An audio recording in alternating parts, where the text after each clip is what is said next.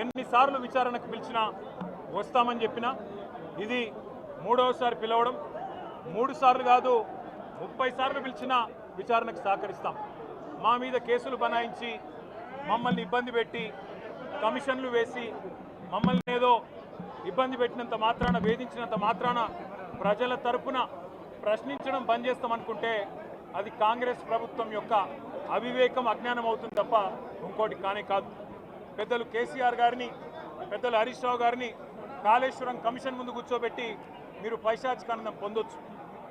ఇవాళ ఏసీబీ ముందుకి విచారణకు పిలిపించి కొంత మానసికంగా రాక్షసానందం పొందుతూ ఉండవచ్చు, అవసరమైతే అరెస్ట్ కూడా చేస్తారు కావచ్చు.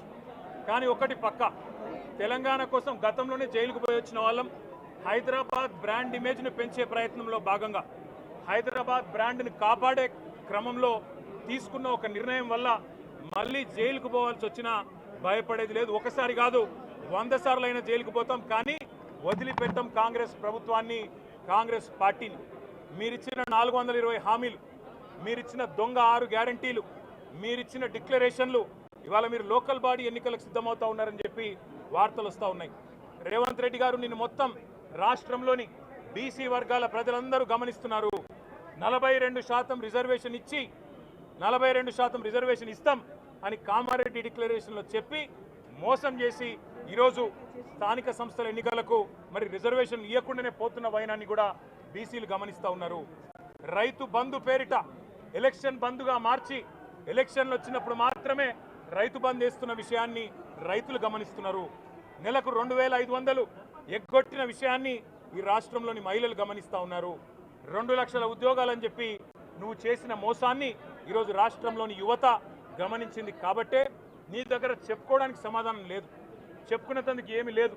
కాబట్టి ఏం చేయాలి, నువ్వు ఏదో ఒక డైవర్షన్ మీద, ఏదో ఒక రకంగా ఒక కమిషన్ అని, ఎంక్వైరీ అని, ఏదో జరిగిందని, ఇదిగో పులి అంటే అదిగో తోక అని, నువ్వేమో దున్నపోతు తినిందనగానే నీకు తయారుగా నీ జోడీదారు బీజేపీ రెడీగా ఉన్నాడు.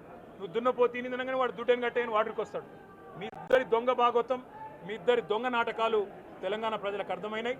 మేము మాత్రం వాళ్ళ పెడితే గిడితే ఒక వ్యక్తినో 2 వ్యక్తులను జైల్లో పెడతాం, కానీ లక్షలాది మంది కేసీఆర్ సైనికులను టచ్ చేసే ధైర్యం నీకు లేదు.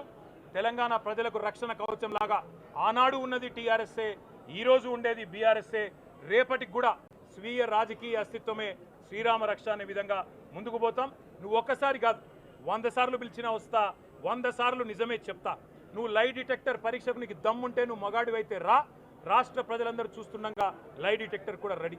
నువ్వు ఒక కేసు కాదు ఇంకో 1000 కేసులు పెట్టినా మేము ప్రశ్నించడం బంద్ చేయం, కొట్లాడడం బంద్ చేయం, తెలంగాణ ప్రజల తరపున నిలదీయడం బంద్ చేయం.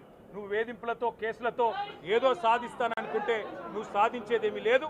అన్నిటికీ తెగించే కొట్లాటకు ముందుకొచ్చినాం, తప్పకుండా అన్ని ఎదుర్కొంటామని చెప్పి మీ అందరికి తెలియజేస్తూ థ్యాంక్ యూ.